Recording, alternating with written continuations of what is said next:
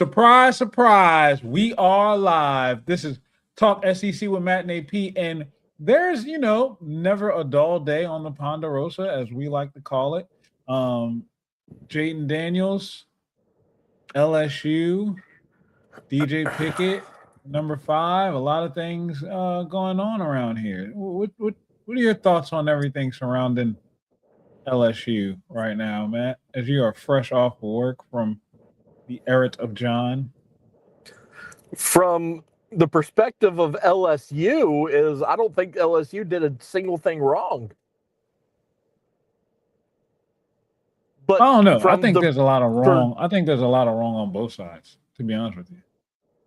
Well, okay, we can talk about the wrong being done by representatives of LSU, right? But I'll start. Okay, let me start with this. Let me set the stage with this. LSU and this goofy retirement policy, that's wrong. Okay, fair. Okay, that's fair. I've said this. My juxtaposition is always this: LSU has every right to issue any number that they have available to be issued. It's their right, right? But if you have a Heisman Trophy winner, you're not going to get. Think about it. Most of these elite players want single-digit numbers. No school will have 9 Heisman Trophy winners. It's not going to happen. You win a Heisman, retire the number. We're talking about. I agree with that. You got 2 Heisman Trophy winning quarterbacks within 4 years apart. That's very rare that's going to happen. It's substantial. And I don't want anything that I'm going to say on this podcast to discredit what Jayden Daniels did for LSU. Because he set records. He was historic. In 2023, he had a 5,000 total yard season with 40-plus touchdowns and won the Heisman. You said it on your show Timeouts and Tangents the other day or late last night. If Matt House could have put together half of a defense, LSU would have gotten a national title in 2023. I fully believe that. They had the offense to do it. There's no doubt in my mind. However, let me just open up the can of worms here. I think the way that Jayden Daniels has reacted to this is very soft. I think it's very, I would say, whiny. Because, again, I love one of the things that I look for in talking about a person's character and talking about a person's mental fortitude is the way that they respond to adversity. Right. Okay. In tough situations. In tough situations. I am not saying that Jayden Daniels does not have a right to be upset. He 100% does. Okay? Because I agree with you. You win a Heisman, that number's never worn again. Okay? I agree with that. However, immediately jumping to a cease and desist, not the way to do it, my guy. Yeah, and that's been my question about the entire thing. This thing has literally occupied my entire day, and I've been talking to people who are literally close to Jayden right now, and my number one question is, well, what's the end game in all this? Like, what do you stand to gain positively that could come from this? And it's really not much. Nothing. And it's like, and I said it last night, and I'll say it again. Like, I completely understand him being frustrated, the way that he's viewing things, how he's looking at this situation. Here's Joe Burrow, his 9 never gets touched. It doesn't, it doesn't get brought up. That whatever things may transpire behind the scenes that we're never privy to. But here is Daniels. And at one point, early in Jawan Johnson's freshman season, like in spring, he had on a 5 jersey. It wasn't long. I think it was like a day. He had on a 5 jersey. And he immediately took him and switched it to 8. And it's like, why do these things keep happening? Like, why is it me? And everybody likes to lean on the, well, Burrow won a national championship and a Heisman. Okay. It's much harder to win a Heisman on a non-national championship winning team. Sure. And it's more of an individual award. Like you we can make the case right now that Fernando Mendoza was the most overhyped Heisman ever. Like that was just a glazed job of popularity contest. Like Travis Hunter was another one. Like that should have been an Ashton Genty award, even though it was a non-quarterback. But it is difficult to not win a Heisman without winning a national championship. For sure. You're almost like you're if you're winning a Heisman, you're considered to be one of the favorites to win a natty. Correct. You're in the playoffs, or you're competing in the postseason. And while I agree with all of that, I will say this while we're bringing up Joe Burrow. Jayden is not Joe. No. So while I understand Joe Burrow's jersey didn't get touched, why is Jayden's? It's also because even with all of that being true, Joe's still better than Jayden. Yeah. So I look at them. They're two. It's funny. This debate is like, it's like, who would you rather, Leonard Fournette or Joe McKnight? Two different styles of running backs. Talking about two different styles of quarterbacks. Yeah, two completely different styles of quarterbacks. I agree with that. Like, I'm not gonna say one is better than the other because both had something the other one did not have. Like, but also, did we ever see Joe Burrow go get 660 total yards of offense? No, combined. Okay, like that's what I'm saying. No, for sure, it's a fair point.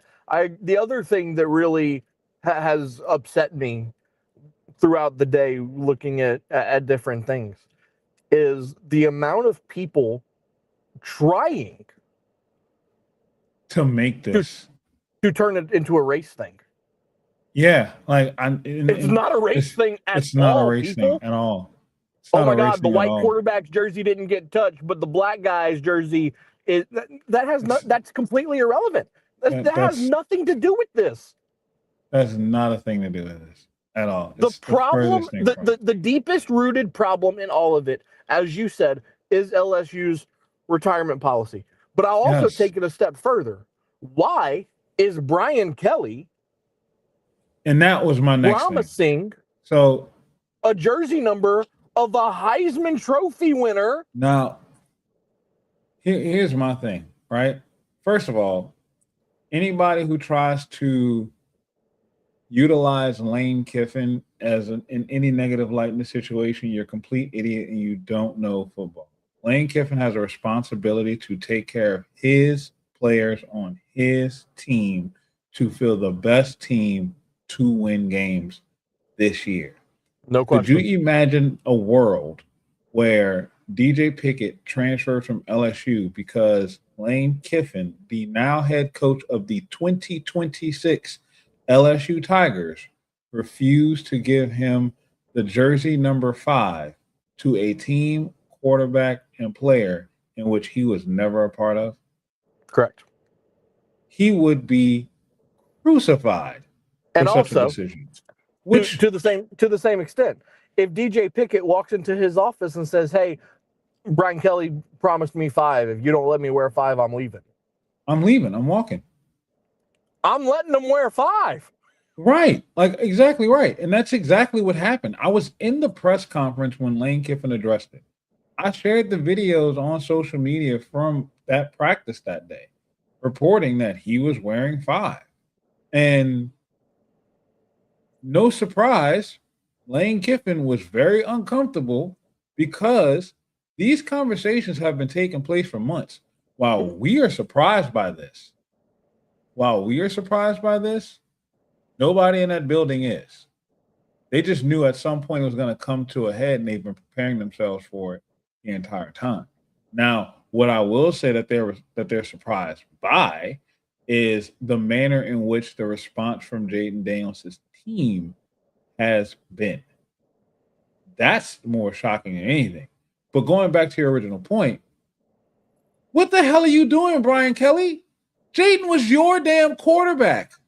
Mm-hmm. And I understand, like in that ESPN article, he tried to like backhandedly throw Corey Raymond under the bus by saying, I believed he was promised the number, but I didn't want to fully give it to him because I needed the approval from another. So there are two things in this statement that he said, and I want to read this to you.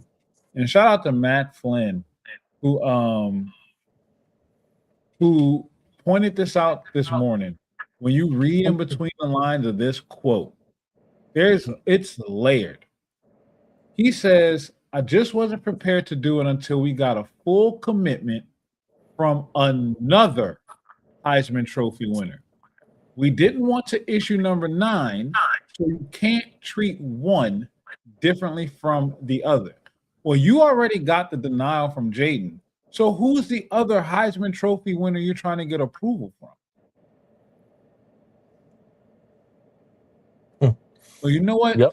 Let me check with Joe and see how he would feel. Because if we do strip 5 down and issue it, somebody comes in asking for 9, we got to give it. And I'm glad that you brought that up, because I've also seen people on social media saying, oh, man, people wouldn't be this mad at Joe if he did the same thing. You want to bet? If Joe Burrow sent LSU a cease and desist without so much as a conversation, I would lose a ton of respect for Joe Burrow. Exactly. It would because taint that's not everything the right he way did. to handle it. It would taint everything. You taint every single thing that you've done. That's not the right way to handle it. All the goodwill that you've established. The first step Jayden Daniels should have taken, again, I'm not dismissing his emotion. Frustration. Right. I'm not dismissing that at all. Step 1 is to pick up a phone and dial Verge Osbury and say, my guy, what the hell? Right. What is this? Like, what are we doing? And then maybe maybe Verge goes, look, I'm not really the guy to talk to about this. Let me get you. Well, let's talk to Lane. Let's see what Lane says. Get Brian Kelly back on the phone. Like there's steps in this process. And then if there's a conversation where, oh, we don't really care what you think, blah, blah, blah, then maybe you go to the cease and desist route, and then that's on LSU. So, but now, what I've been made since aware you jump of straight to the cease and desist thing, it's on you. What I've been made aware of is that, like I said, conversations between all camps have taken place. Lane said it himself. He's talked to families, representatives, and all parties involved. I know that DJ and Jayden have had their own conversations. So this isn't something that hasn't been trying to be worked on, but it was an eventuality that it's happening and you can't do nothing about it. Sorry, tough titty committee over here. Like, if I'm Lane Kiffin, I'm doing the same thing, but I'm still side-eyeing Brian Kelly. Like, don't sit up here and try to push this off onto Corey Raymond as if, oh, look, I believe it was, promised to him during this recruitment. Well, if you signed off on it, you're the head coach. Right. You're going to tell me that you don't know that this 5-star plus defensive back who's worn the number 5 since he was 4 years old told his top 3 teams? It is confirmed. His final 3 schools all knew, you want me to come there, the number 5 needs to be made available. Yeah. No ifs, ands, or buts about it. There was no other way around it. No other way to go. Nothing else to say, nothing else to do. The other thing is this, and I'm not trying to compare people, but how many times, not only at LSU, but in sports in general, have we seen retired numbers become unretired? Right. Or used. And see, shout out Malik Neighbors. He just pulled it off with the Giants. Correct. Number 1. And he did it the right way. He went about and asked for permission for it. Charles Alexander. Do you hear him complaining that number 4 gets worn every single year? Oh yeah, I talked to him. When they put his 4 up, he's like, I don't understand why my number's still being worn now. Like they don't get it. They don't understand it. Well, because it's this weird rule. That part is a little weird, because if you're gonna hang the number up in the stadium, yes, why is anybody else wearing it? Why that? is anybody I agree else with. Wearing it? That I will agree with.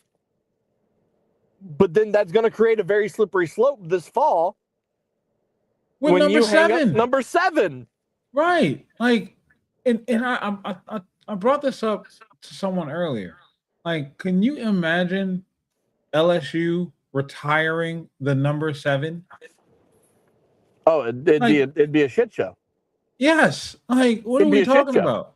Like, think about all of the legendary numbers we're talking about that should be retired. 1, Jamar Chase. 2, Justin Jefferson. 3, Odell and Kevin Falk. 4, Charles Alexander. 5, Jayden Daniels. 6, it's open. 7, God knows you can list them out. Correct. 8, it's open. 9, Burrow. So we're talking about 2 numbers available in the single digits. And I mean, I could even make an argument for number 8. And Zach Mettenberger.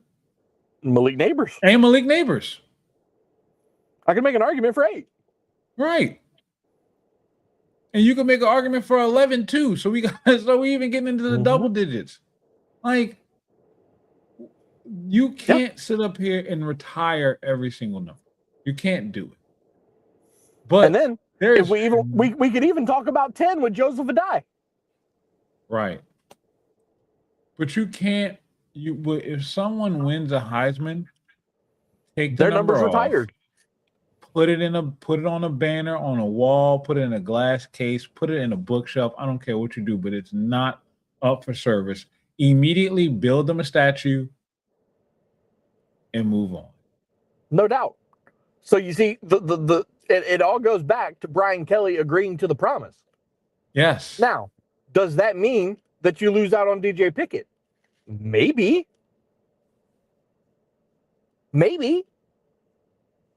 But you don't just say, okay, well, I work at a school where, we haven't had a ton of Heisman Trophy winners. So, and typically guys that win the Heisman, they don't wear their number. We retire their number. Oh, Jayden just literally won the Heisman. Just won. But yeah, my quarterback won the Heisman. The guy that I fought to bring here. Yeah, you can have his number. That's fine. He won't care. Ugh. Hello. What are you doing?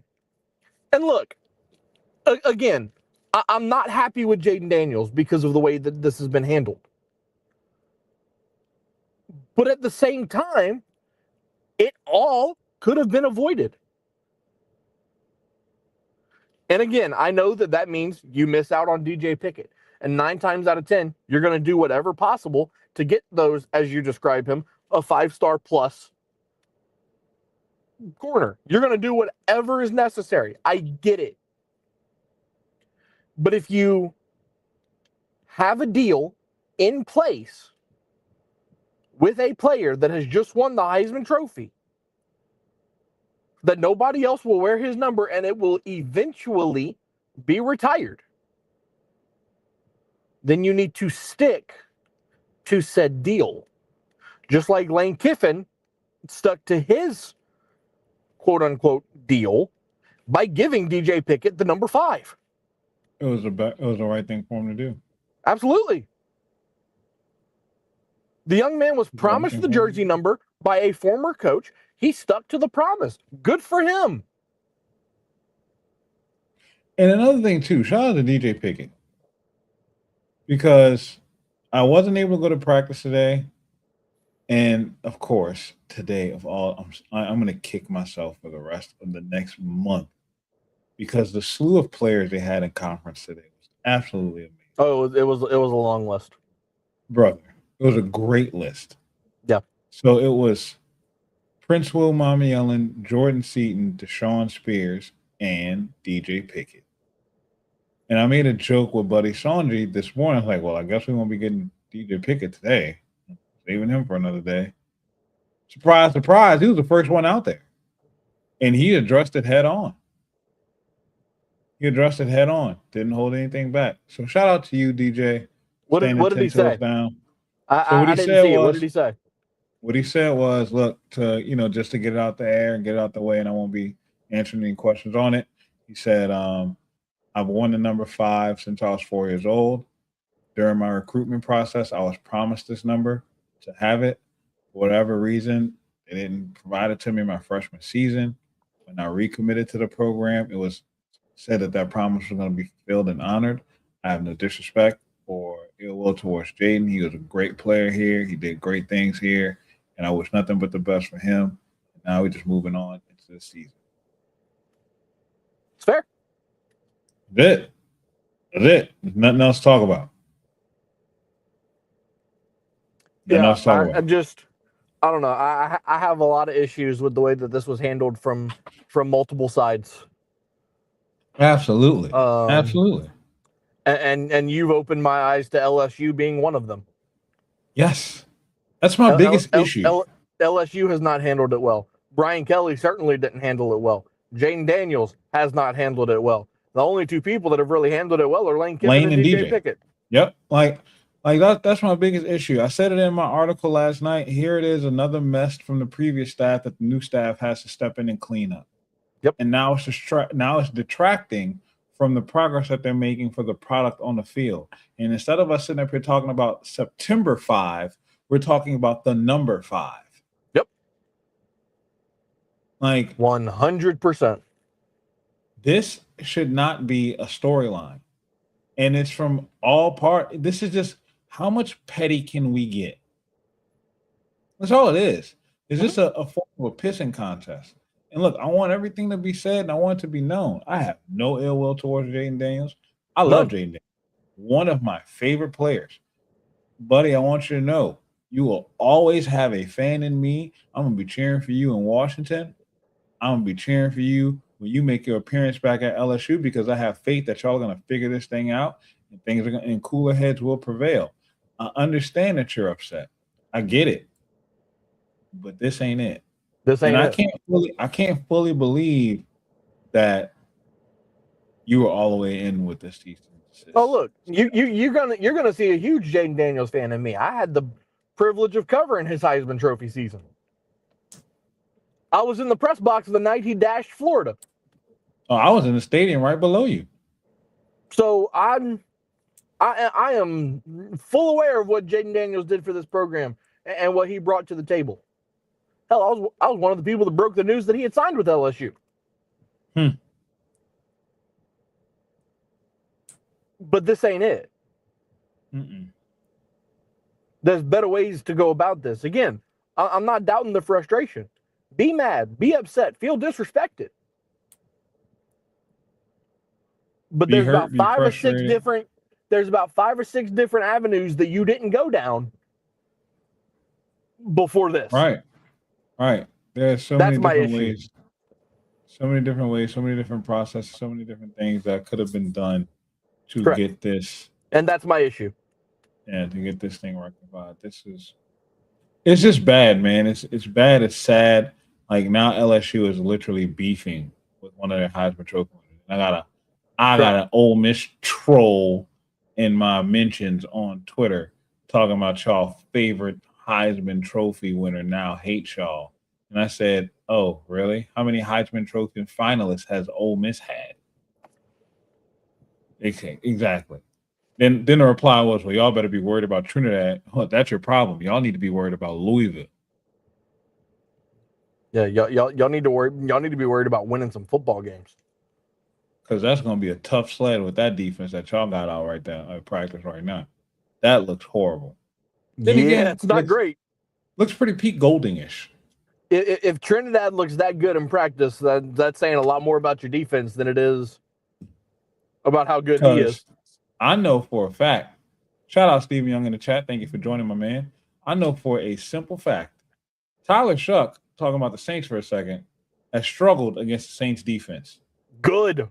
The Saints matched up with the Jaguars today in joint practice, and the offense lit the Jaguars up all practice. The I Saints would be defense, 4 sacks, had several interceptions. correct. They were tearing them apart. So now I'm more comfortable in that the fact that our defense is just damn good. Correct. I would be nervous about Ole Miss if I was seeing reports of, man, was Trinidad Chambliss a fluke? Yes. He's really struggling in camp. Like, I'd be like, well, damn, their defense must be pretty The good. defense must be lit. But that's not You're the lighting case. that defense up. We're talking about how great Trinidad Chambliss looks. What does that say about your defense? Right. Thanks, Captain Obvious. He should look great. If he's not meeting any resistance, that's pretty bad. Yeah. So, I mean, look, at the end of the day, LSU lives rent-free in Ole Miss's head, and they will for all of eternity, especially now that Lane Kiffin is LSU's head coach for the rest of his career. Yeah. Yeah. And, I mean, what are you going to do? Yeah. I mean, all we can do now is just set our sights on September 5th. Yep. That's literally it. It's just, this is what it is. You know and what I'm saying? now that we've talked about this instance and we've shared our thoughts on it, that's exactly what we're going to do. It's time to flip the page, and from here on out, all we're going to be talking is ball. Yeah, unfortunately not for me. At 8:15, I'm going to have to bring this topic back up again. Yeah, well, you know. Fourth time Third in time. 24 hours. Yeah, that's true. That's true. Did one last night, did an article, did a Believe in it'd be my 5th time. I did one last night, I did an article, I did Believe in LSU about this, and then we did this, and now I got to do my own shows. 5 times in 24 hours.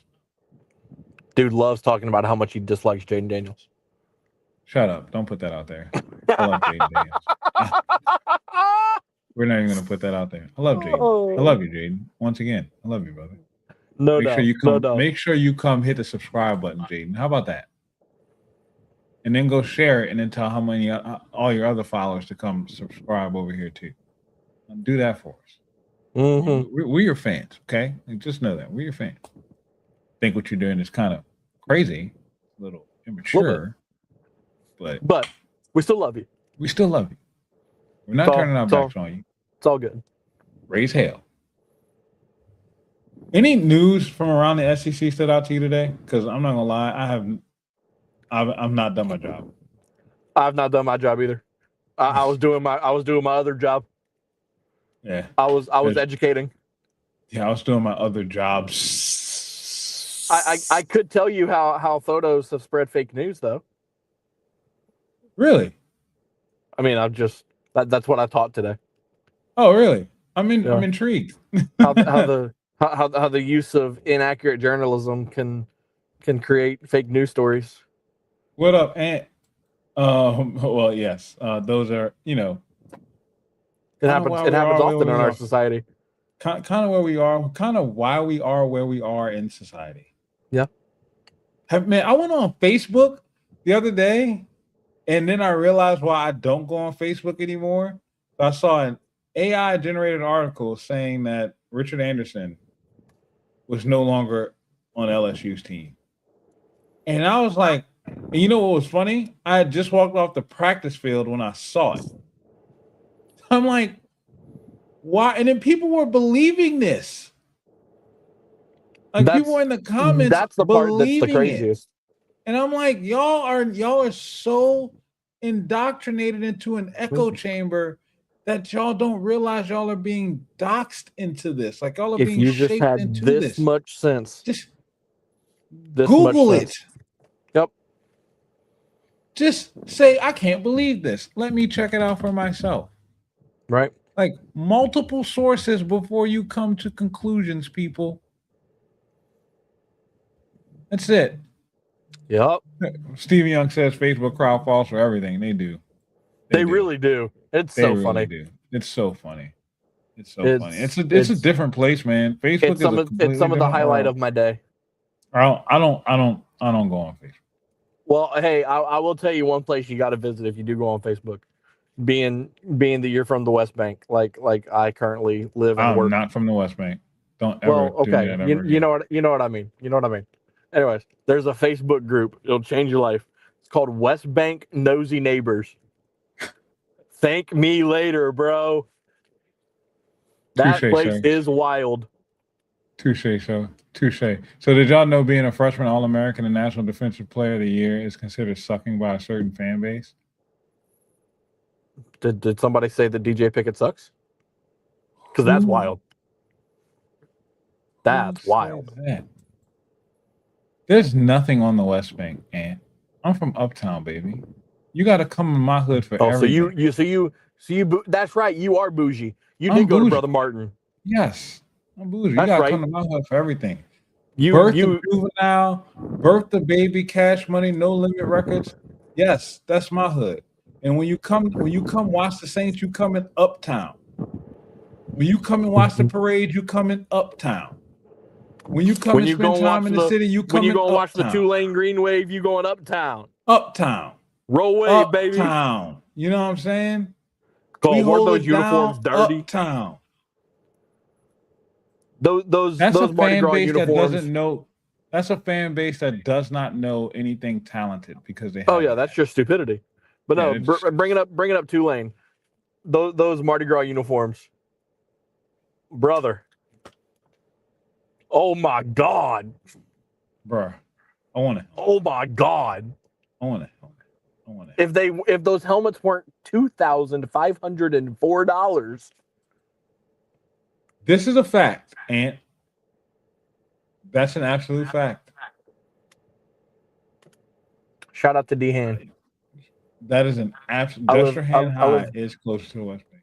I live right across the river from Destrehan High School. Destrehan should be forced to play Edna Carr. Could you imagine what a game that would be? Oh my God. Oh my God. That would be great. And I don't want no spring game either. No, a real game.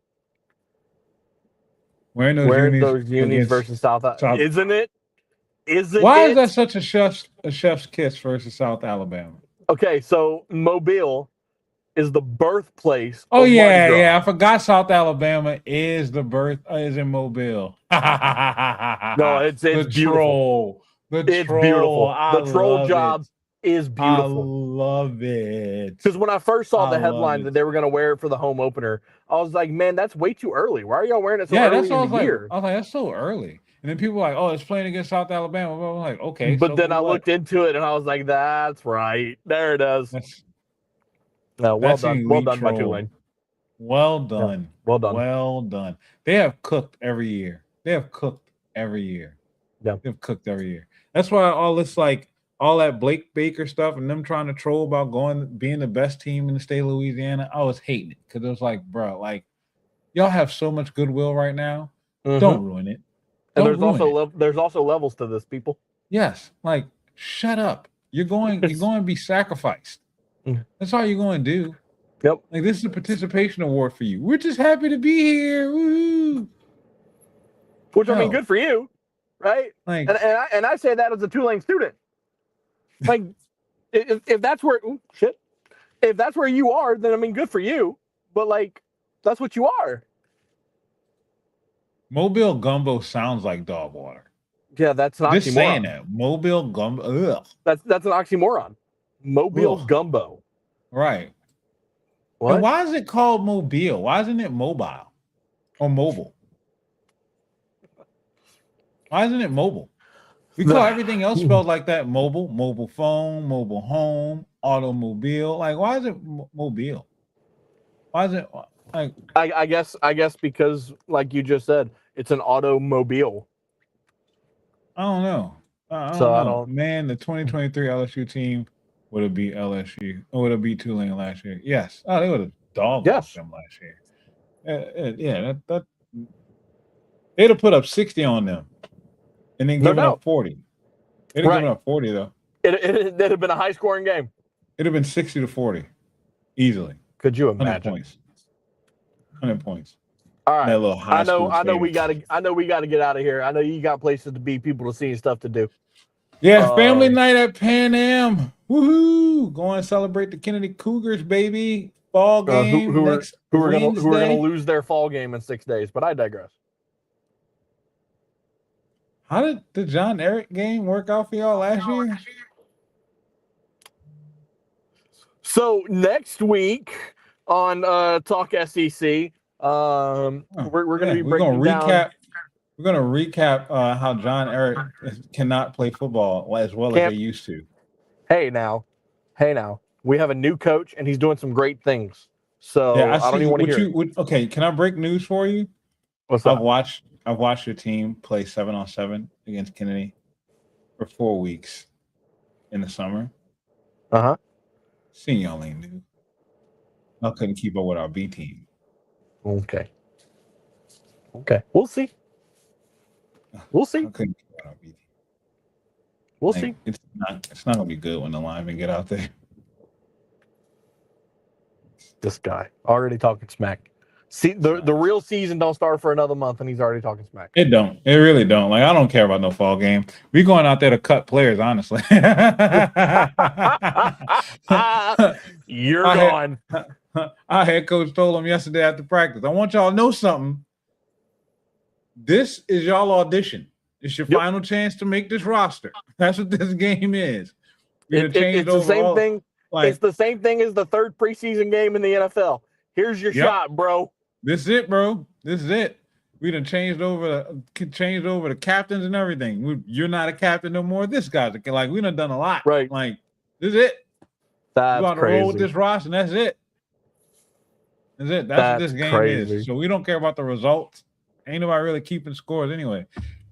Yes, sir. 8:15. It's either going to be 8:15 or 8:30. I'm going to set the time for 8:30 because I don't know how long they're going to keep us at this family night. It starts at 6, which I'm about to get out of here and go to the school now. But I'm about to set the stream up and then head over to the school and then follow the team over to Pan Am so we can get this thing rolling. So, all right, y'all be good. If not good, be good at it. We'll see you next week as we get one great weekend closer to SEC football, baby. Let's go. We Love out. y'all. See y'all tonight at 8.